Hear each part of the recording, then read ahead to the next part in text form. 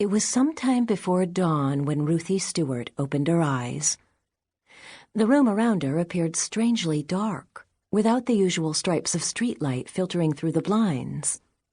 She sat up and rubbed her eyes, noticing that she was no longer sitting on her nice soft bed, but rather on the cold, hard floor. She thought she had fallen out of bed, something she hadn't done since she was 4 years old. Her eyes began to adjust, and she could make out nothing familiar. She wasn't even in her bedroom. With an unnatural light coming from above, the walls around her came into focus as shiny and black. What's going on? She wanted to get out of this room, although it didn't feel like a room, more like a box. But standing up and turning a full 360 degrees, she couldn't see any way out. Then a door appeared near the corner, and she wondered how she had missed seeing it.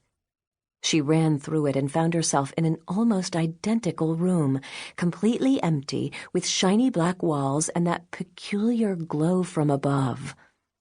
This room had slightly different dimensions, and the door she had just passed through seemed to disappear. "Where am I?" she kept repeating to herself. "There must be a way out." With increasing panic, she continued to look for doors, which appeared only after she had gone over every wall a few times. Finally, she entered a room with white papers scattered all over the floor, glowing as they reflected the odd overhead light. She picked up a piece of paper and saw handwriting. It looked like Jack's, but she could read only one sentence.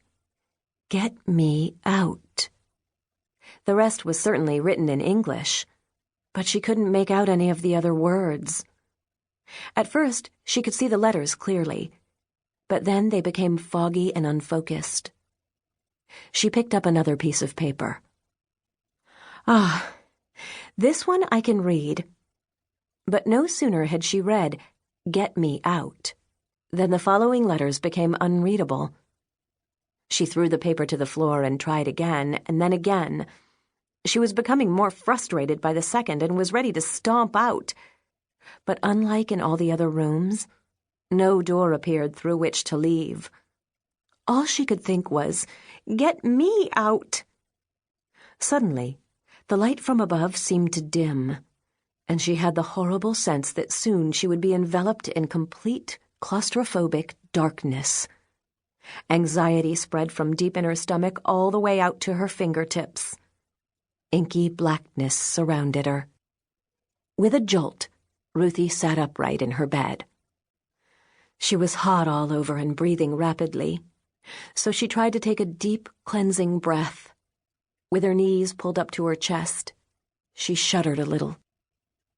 She glanced across the pile of stuff on her sister's desk to see that the clock read 5:15 a.m. Too early to get up.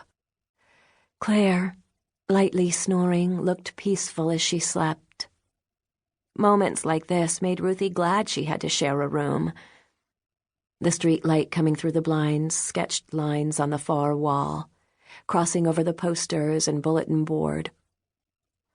All this calmed Ruthie, and she lay back down, wondering why she had had such a scary dream. Everything had been so wonderful and exciting the day before. As she tried to fall back asleep, she pictured last night's party in her head. The gallery opening of Mr. Bell's exhibition had been such fun. Ruthie leaned over and felt under her bed for the box in which she stashed important stuff. She lifted the lid and took out the newspaper clipping from a couple of months ago that had first reported the amazing find. She reread her favorite lines. Ruthie Stewart and Jack Tucker, son of painter Lydia Tucker, students in the 6th grade at Oakton School, made an important discovery in the world of art photography.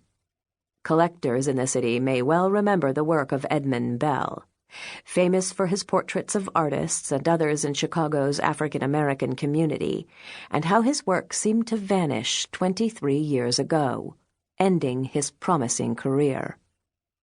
While the 6th graders were helping a friend, Local book dealer Minerva McVitie sort through unopened boxes from long-past estate sales and auctions. They came across a photo album. Stewart and Tucker had recently met Edmund Bell at the Art Institute, where he works as a guard, and learned of the lost photos. When they saw the album in a box buried deep in McVitie's storeroom, they recognized its importance. "This is a one-in-a-million event," a local art dealer commented.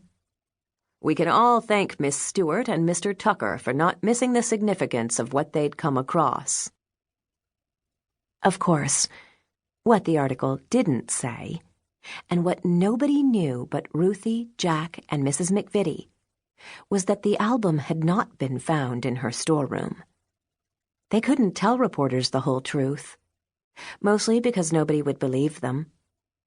How could they explain about the magic they had stumbled upon?